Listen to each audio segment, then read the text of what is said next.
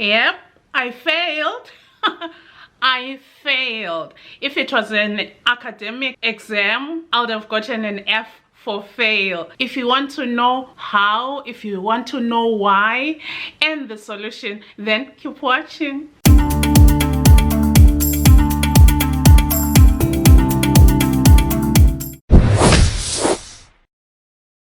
Hi friends, and welcome back to my channel. If you are stopping by for the first time, hey, welcome. I hope you can stick around. And my name is Noki. It is so good to have you. So yeah, this is all about having your first business. Yes, your very first business. I'm talking about mine. In this case, mine was an online business. How I started, how I failed, why I failed, and the solutions. It's all in this video. And the reason why I'm sharing this with you is so that you do not make the same mistakes, because smart people learn from other people's mistakes, right? I try by all means to learn from other people's mistakes. So in this case, I want you to learn from me. So what happened? I started my very first online business yeah, in 2016, and because of the excitement, the hype and everything, just that freedom to start my own thing, knowing and seeing possibilities that, oh, I could start an online business with barely little money. So I decided to purchase a website. There's a reason why I'm mentioning the website thing. Yeah, I purchased my domain. I purchased my domain, then I signed up for a hosting service. So that means I had my own website. Believe me, I had my own website, and I was not going to be stocking up inventory. I decided that I was going to sell clothing, fashion, and most of it was from overseas. And how I was going to do it, I was going to do what we call now drop shipping. Ask me why I'm not a fan of drop shipping. That is one of the reasons I'm not a fan of drop shipping, but that's another story. Actually, I have a video about the reasons why I do not like drop shipping. You can check it out.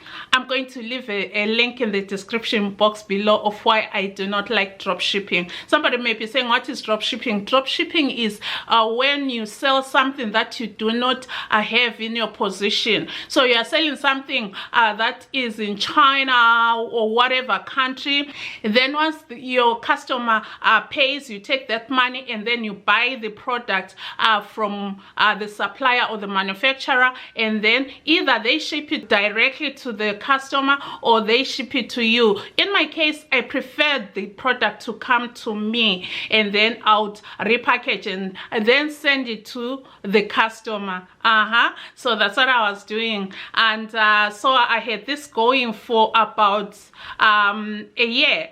It is a habit of mine to always look after a certain period of time and see what is working and what is not working, what needs to be adjusted and what needs, you know, to be eliminated completely. But in this case, since this was my very first business, I just went on for about a year before I could even look back and see if I was making progress or not.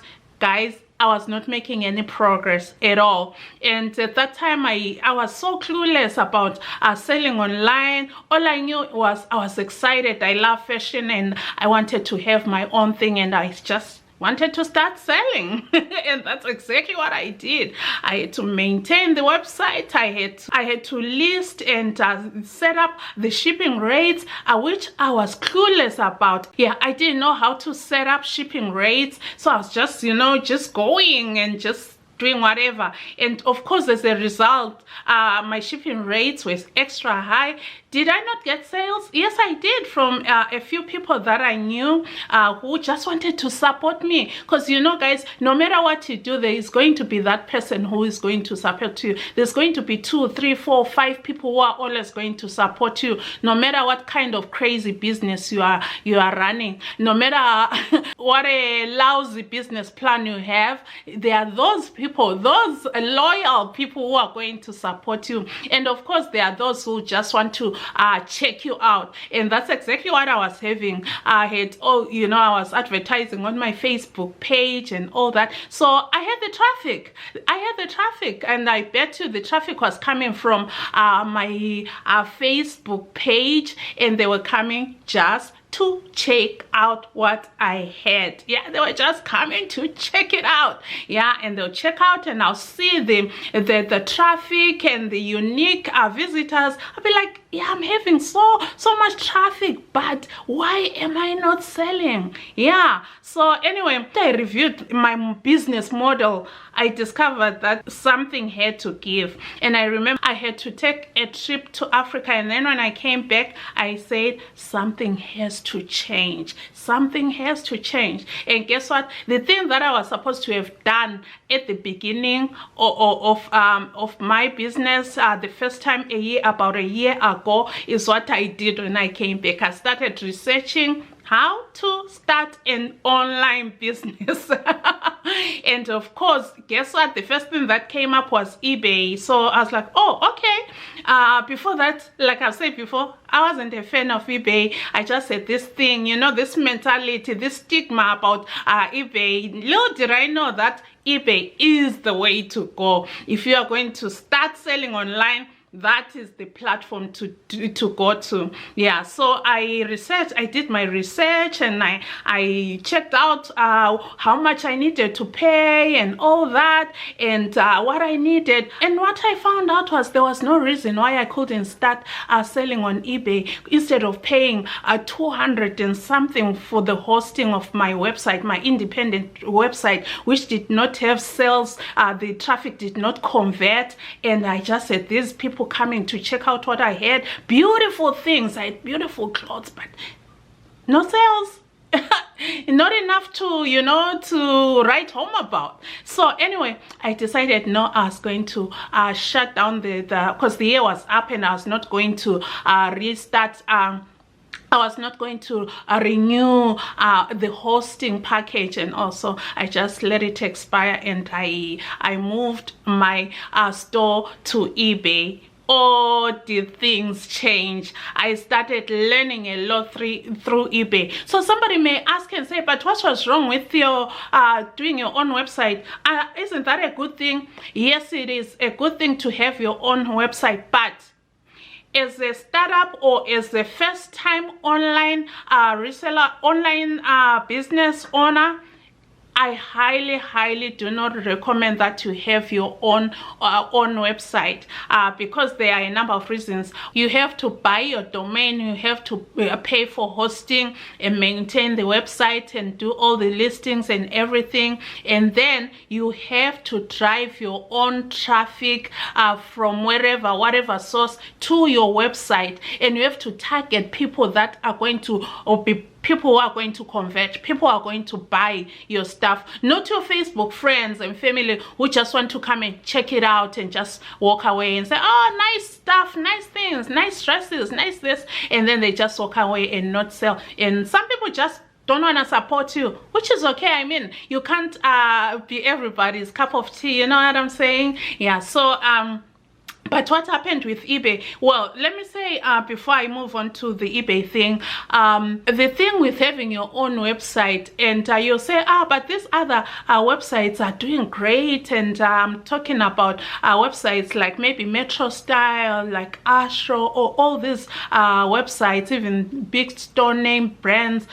But do you know they have to spend a lot of money to drive the traffic to their sites? That is where the thing is. Marketing costs are extremely high. You have to buy ads on Google. You have to do all kinds of things, and all those things cost money. And as a first-time business owner, online business owner, it is not recommended, because the reason why you want to start that business most likely is because you want to make money, and you are not in a position to start pumping out money on ads and all this. But if you start on a platform, and thank goodness now there is lots and lots and lots of platforms where you can choose from. You can start on eBay, you can start on Poshmark, you can start on Etsy, you can sell on Vinted, you can sell on Depop, you can sell on Grail. There are a lot of sites. You just have to do your homework, your research, and find out which one suits you, which one is ideal for you, which one is going to work for you, and check out the fees and their conditions and their policies, because once you identify the one that works for you, my friend, it is well worth it. And I like eBay, especially for a person who is studying. I like eBay because remember, they've been in business for over 25 years. They have all these customers all over the world who keep coming back, and these are people who just, you know, there are people who just shop on eBay. I didn't know that until I had the business.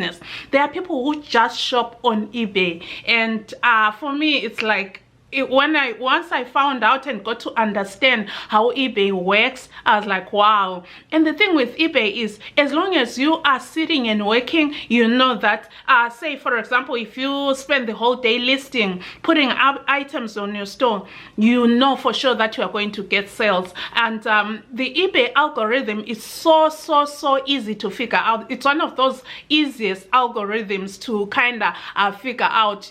I know that if I give my store some love, if I tweak things here and there, if I just play around in my store and make my presence there, then I know for sure I'll get sales. Because we always say eBay loves some TLC. If you give eBay some TLC, eBay is going to love you back. This is not sponsored whatsoever, but it's just because eBay has changed my life. I have learned how to list, I've learned how to photograph clothing, I've learned how to set up shipping rates, I've learned the difference between shipping rates, between flat rates, I've learned the difference between the first class shipping and priority shipping. I've learned the difference between what is a regional shipping rate, what is a flat rate, what is a charged rate, and all these things that I have learned. And it was so amazing how much I learned. And the good thing is with eBay, you also get rewarded for that effort. Your customers, it's much easier for customers on eBay to leave you feedback, I would say, maybe more than on Amazon, I like to say, because there's that personal touch. And as long as you have good customer service, it's so easy to grow your feedback on eBay, which I can do another separate video about growing your feedback, because it all boils down to customer service. You have control of what you want to sell. Of course, they do have some policies on some items, but for the most part, you decide on what to sell. You decide whether you want to sell what we call bread and butter items. You decide whether you want to sell used, pre-loved clothing. You decide whether you want to sell brand name items. You decide whether you want to sell brand new items. It's all up to you. You decide on what kind of store level you are going to sign up for. There is a whole host of things, and all that it took learning. And one of the biggest lessons was I have to learn from people who have walked the journey. Some people who are in the middle of selling on eBay, some people who are making money. I had to identify those people who are already selling, people who have YouTube channels that are dedicated to selling on eBay. I had to be a student and learn and learn and learn, and it did pay off. And I got to a point that I was like, oh, okay, now what's more to learn about eBay? Yes, you continue learning, but you get to a point that you have so much knowledge you are able to share with somebody who wants to start reselling on eBay as well. You learn about the places where you can buy stuff.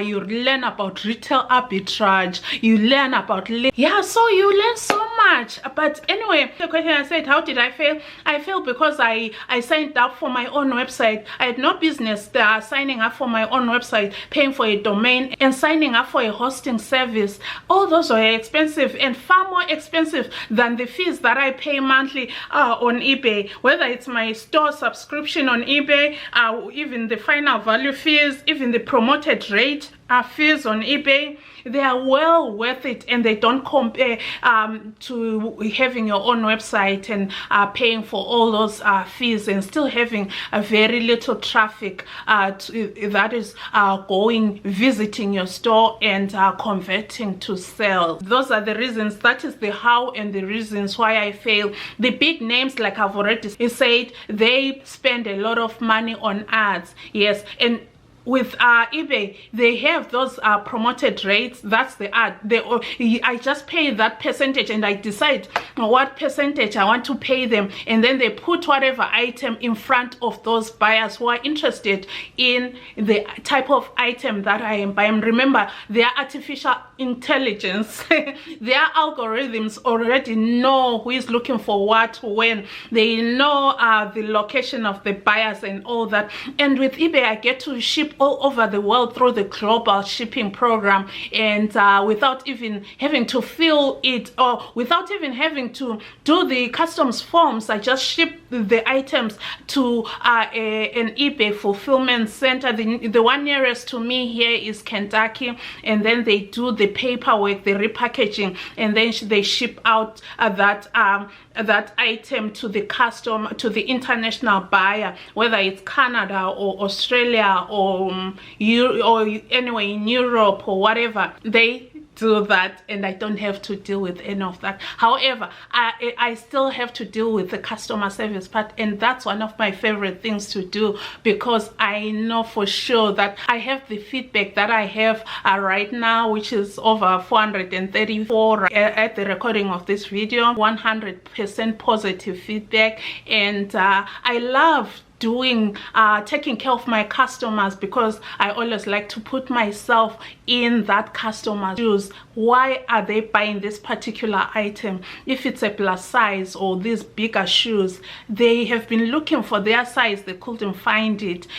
They don't like to go shopping. The pandemic is locking people down or whatever. They are not comfortable going into the fitting rooms in the stores trying out stuff. So that's why I always say, for some of you who've been following me for a while, that's why I say this online business thing that I love so much, it's a ministry to me as far as I'm concerned. Once you get the hang of selling online, it's very easy to then add other platforms without even spreading yourself too thin. Because of eBay, then I went on to Poshmark, but I'm not even going to talk about Poshmark right now, because Poshmark is a whole different ball game. It's so, yeah, it's different. If you want to do Poshmark, yes, you can succeed, but as long as you spend the whole day just doing the sharing and all that kind of stuff, and listing, of course. But yeah, I am on Poshmark as well. And then it also leads to things like, well, maybe it was different, but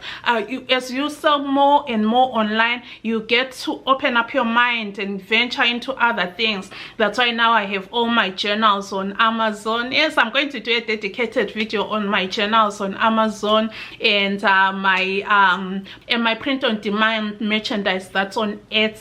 Yes, and those are very, very hands-off. Once I create the design, then I don't have to be, you know, doing a lot of things. But hey friends, yeah, so I thought I'll revisit my story and tell you that I failed. The very first time that I started selling online, I failed dismally. Yeah, if it was an exam, I was going to get an F for fail. Yeah, but you know what, I did not give up. I went back to the drawing board. I did my research, and it paid off, and I love selling online. And yes, even right now I'm still selling, but you know, I'm ready to kind of grow into other things, you know, growing my YouTube channel, growing my community, and then taking it from there. So yeah, tell me, what did you like about this video? And are you planning to start selling online? What platform are you interested in? What other videos do you want to see as far as your online work from home business is concerned? And yeah, what lessons are you getting from this video? And remember, there's a quote that I like a lot. Experience is a hard and cruel teacher. It gives the test first and then the lesson later. Yeah, so I learned my lesson, and I hope you do not make that mistake, because the reason why I'm posting and sharing this with you is so that you do better. You know, when you know better, you do better. Learn from other people's mistakes. I love learning from other people's mistakes. There are things that there are some mistakes that other people have made that I make sure to avoid, especially like the weighing your items and all that. Yeah, there are lessons, a lot of lessons that I've learned from other people, that they made those mistakes, but to me they are a lesson, and I avoid them before I even fall into that ditch. So with that being said, my friend, yeah, I thought that was going to be my video for today. I hope you enjoyed it. Please share, and if you liked it, give me a big thumbs up, and remember to subscribe. It's absolutely free if you haven't done so already. And remember to leave me a comment. Yeah, talk to me, tell me, yeah, just leave me a comment and tell me what you want to learn. On this channel I post about personal finances, making and saving money in the comfort of your home. With that being said, my friend, always be kind. It pays off all the time. And remember to do small things with great love, from my heart to yours. Bye bye, adios, God bless you, love you, see you next time, cheers.